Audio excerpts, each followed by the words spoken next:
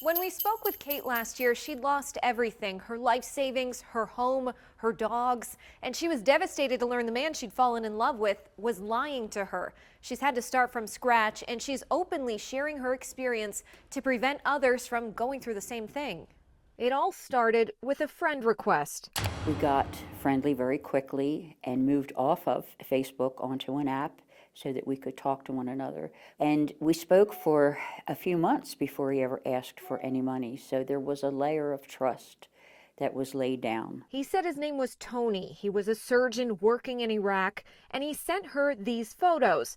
But this isn't the man Kate was speaking with. How often were you talking to him? 4 or 5 times a day at that point. And he kept coming up with reasons for why Kate needed to send him money. Fast forwarding to $39,000 later, I had sent him everything that I had, but he promised when he got to see me, he would pay me back. When that day came, he was a no-show, forcing Kate to see the truth. I cried for days and days. Losing the money was, of course, devastating. It was all I had.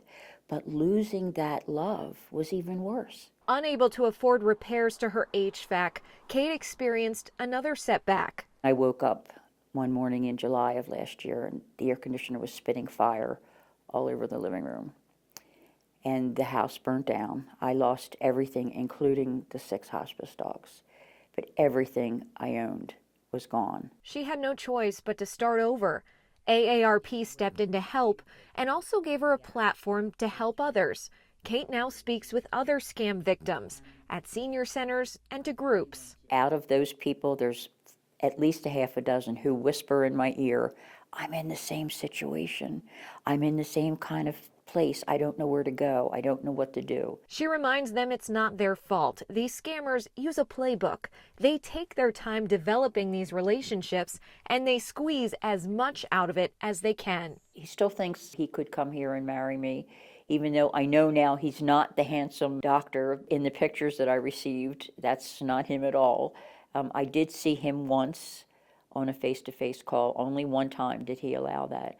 And he lives in South Africa. So the real Tony FaceTimed with you and acknowledged that he wasn't the surgeon sending you these photos? Yes.